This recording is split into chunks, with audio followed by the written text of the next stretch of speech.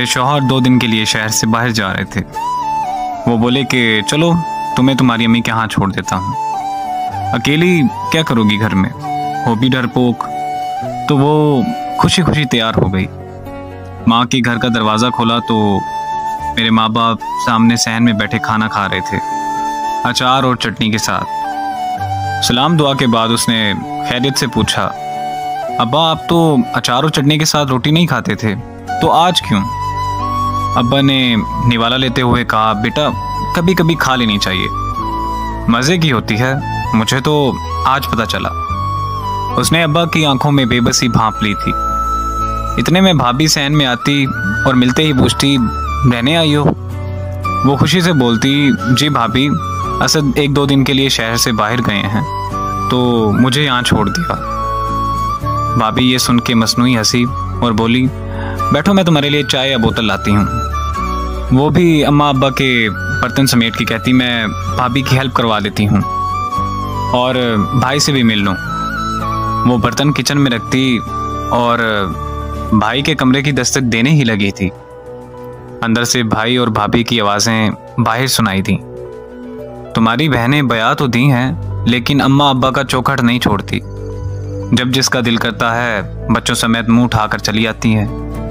भाई की आवाज़ आती है कि तुम्हारा क्या खाती है, यहाँ नहीं आएगी तो कहाँ जाएगी? भाभी बोली, बस मुझसे नहीं होती तुम्हारी ख़ानदान की खिदमत, तुम्हारे माँ बाप को खाना देती हूँ, यही एहसान समझो। उसका तो जिस्म जैसे वहीं सुन हो गया और आवाज़ खलक में दब गई और उल्टे पांव वापस होने लगी। थोड़ी देर बाद फ़ोन पे बात करती हुई बाहर निकली, अच्छा अम्मी आप लोग आए हैं, गांव से पहले बता देते तो मैं अम्मी की तरफ आती ही ना। चलें आप परेशान ना हों, मैं वापस आ रही हूँ। शौहर बोला कि आप ऐसा करें कि आप राबी आपी के घर बैठें थोड़ी देर। अम्मा अब्बा भी हैरान होते हुए कहते, बेटा ये क्या बात हुई? वो बोली, अब्बा जी असद की अम्मा आई हैं तो उन्हें कैसे छोड़ दूँ, फिर कभी आऊँगी इंशाअल्लाह, अभी इजाज़त दें। अपने आंसुओं को हलक से उतारते हुए दोनों से गले मिली तो बाबुल का घर फैलांगा थी।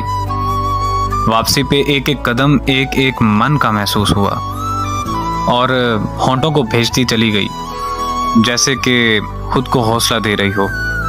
इसे फिर वो बात याद आई कि फसलें जो काटी जाएं उगती नहीं हैं, बेटियां जो ब्याही जाएं वो मुड़ती नहीं हैं। बेशक मेके माँ बाप से होते हैं लेकिन कभी उनके होते हुए भी वो बेबस होते हैं। रात को खाने में उसे नमक ज़्यादा लग रहा था, जबकि वो नमक उसके हलक से उतरे हुए आंसुओं का था।